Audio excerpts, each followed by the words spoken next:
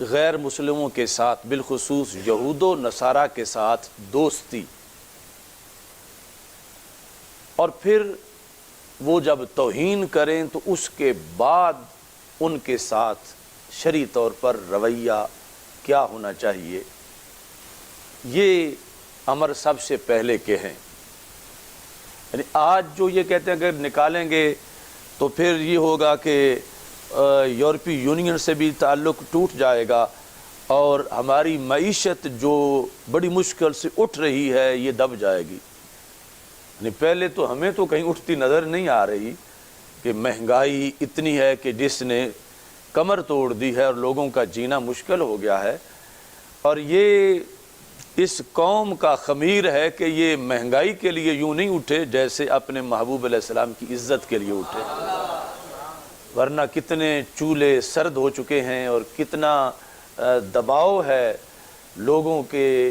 بچوں کا کھانا پورا نہیں ہو رہا۔ لیکن اس کے لیے کچھ سیاستدانوں نے اپنی کوشش بھی کی کہ عوام کو نکالیں، مگر لوگ نہیں نکلے یوں جس انداز میں اللہ کے رسول حضرت محمد مصطفیٰ صلی اللہ علیہ وسلم کی عزت و ناموس کے لیے نکلے ہیں، اور سب کچھ چھوڑ کے بلکہ جانیں ہتھیلی پہ رکھ کے گولیوں کے سامنے سینہ تان کے کھڑے ہو گئے ہیں کہ ہمیں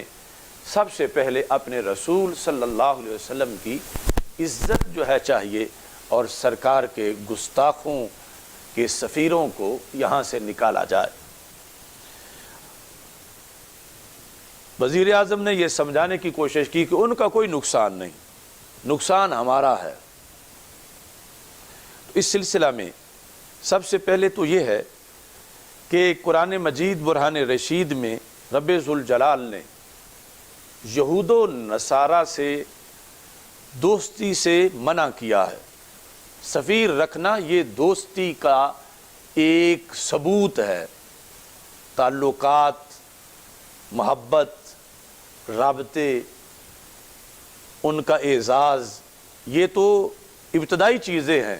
اور اس سے آگے بھی بہت کچھ سفارت میں کیا جاتا ہے۔ تو قرآن مجید برہان رشید کا فرمان تو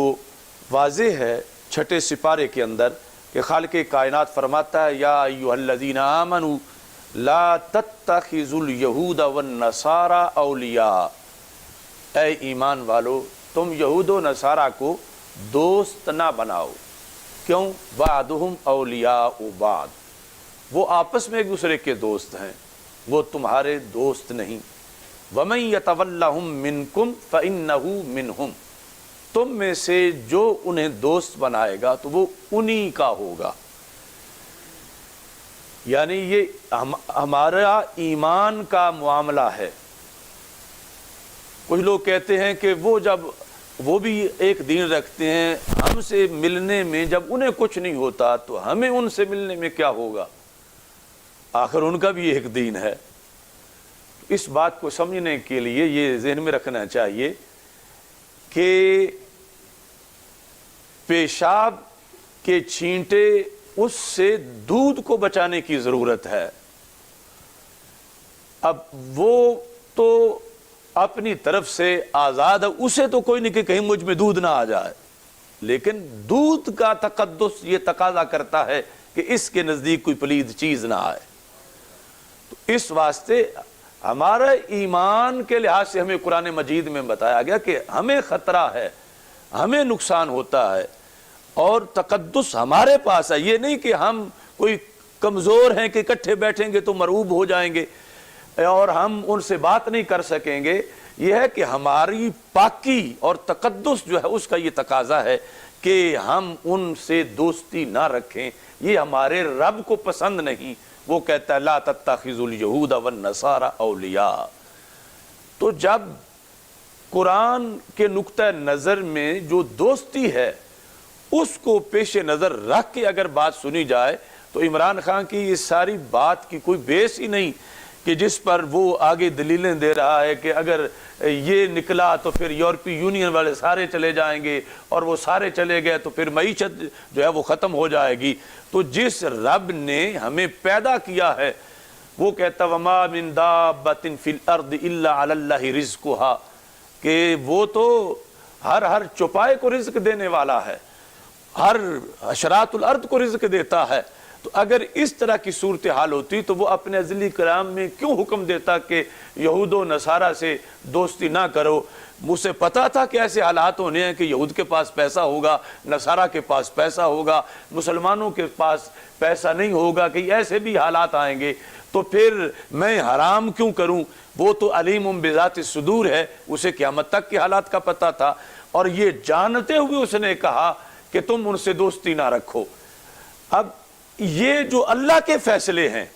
ان کے مقابلے میں ہم آگے سے قیاس لائیں اور اپنی منطق رکھیں، اور یہ کہ اصل میں بھوک کا مسئلہ ہے اور اس بنیاد پر ہم مجبور ہیں ہم سفیر نہ نکالیں۔ جو صورتحال اس وقت جینون تھی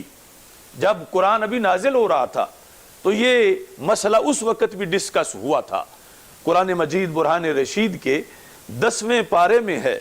کہ جب خالق کائنات جل جلالہ نے حکم دے دیا کہ مشرک نجس ہیں، انما المشرکون نجس فلا یقربوا المسجد الحرام، یہ مسجد حرام کے قریب بھی نہ آئیں، مشرک نجس ہیں۔ بعد عامہم ھذا، اس سال کے بعد مدنی زندگی میں یہ آیت اتری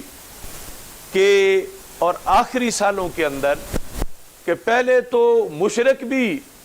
فتح مکہ سے پہلے تو کنٹرول ہی ان کا تھا، اور پھر بعد میں فتح مکہ کے بعد آہستہ آہستہ پھر ان پر پابندیاں لگائی گئیں، اور رسول اکرم صلی اللہ علیہ وسلم نے فرمایا کہ کوئی ننگا شخص طواف نہ کرے، کیونکہ وہ پہلے اسی طرح سب کچھ کرتے رہتے تھے۔ تو یہ جس وقت پابندیاں لگا دی گئیں کہ مشرکین جو ہیں وہ مسجد حرام کے قریب نہ آئیں، تو کچھ لوگوں کی طرف سے یہ بات آئی کہ مالدار تو یہ لوگ ہیں، ان سے تجارت بھی کرنی ہے اور ان کے پاس مال ہے، اگر یہ نہیں آئیں گے تو پھر مالی طور پر کتنا خسارہ ہوگا، رابطہ کٹ جائے گا معیشت کے لحاظ سے۔ یہ ساری چیزیں جس وقت کچھ ذہنوں میں آ رہی تھیں تو خالق کائنات جل جلالہ نے اس وقت یہ فرمایا، اور حالانکہ آپ سوچیں تو صحیح کہ اس وقت مسلمانوں کی مالی حالت اور آج کے مسلمان کی مالی حالت، اس میں کتنا ڈیفرنس ہے۔ یعنی آج کون مسلمان ہے کہ جس کے پاس صرف ایک دھوتی ہو، پورا سوٹ نہ ہو، اور وہ ایک دھوتی پاری 6 مہینے گزارا کرے، نہ قمیص اس کو ملے نہ اس کو چادر ملے؟ کون ہے کہ جس کو ایک کھجور پر 4 دن زندہ رہنا پڑے؟ اس وقت پیسے کی کمی تھی، اس وقت غربت تھی، اس وقت آج کے مقابلے میں کہیں زیادہ معیشت کے مسائل تھے، اور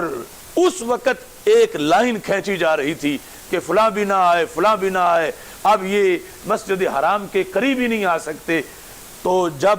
اگلی تشویش کا اظہار کیا جا رہا تھا تو خالق کائنات نے فرمایا وَإِنْ خِفْتُمْ عَيْلَةً، اگر تمہیں محتاجی کا ڈر ہے، یعنی آیت پہلی پابندی ہے، یا ایھا الذین آمنوا انما المشرکون نجس، اے ایمان والو مشرک پلید ہیں، فلا یقربوا المسجد الحرام بعد عامہم ھذا، اس سال کے بعد مسجد حرام کے پاس وہ نہ آئیں۔ اللہ مومنوں کو خطاب کر رہا ہے۔ اب ایک ایسی جو پالیسی پرانی چل رہی تھی تجارت کی اور سارے صورتحال، جب پابندی لگائی جا رہی تھی ان پر، تو رب ذوالجلال نے جو دلوں میں بات تھی لوگوں کے، یا آج تک کے جو معاملے ہونے تھے کہ جب پابندی لگائیں گے تو پھر تجارت نہیں ہوگی، کاروبار نہیں ہوگا، معیشت کیا بنے گی، تو اللہ تعالیٰ فرماتا وَإِنْ خِفْتُمْ عَيْلَةً، اگر تمہیں محتاجی کا ڈر ہو، یعنی یہ پابندی لگانے کے بعد کہ مشرک نہ آئے تو ہم محتاج ہو جائیں گے، معیشت نہیں رہے گی صحیح، اللہ فرماتا وَإِنْ خِفْتُمْ عَيْلَةً فَسَوْفَ يُغْنِيكُمُ اللَّهُ مِنْ فَضْلِهِ إِنْ شَاءَ، اللہ فرماتا ہے اگر تمہیں یہ جو مشرکین سے بائیکاٹ تم کر رہے ہو، اس کی معیشت کے کمزور مزید بھوکے ہو جانے کا، محتاج ہو جانے کا ڈر ہو، تو پھر فرمایا فسوف یغنیکم اللہ، تھوڑی دیر بعد ہی اللہ تمہیں غنی کر دے گا۔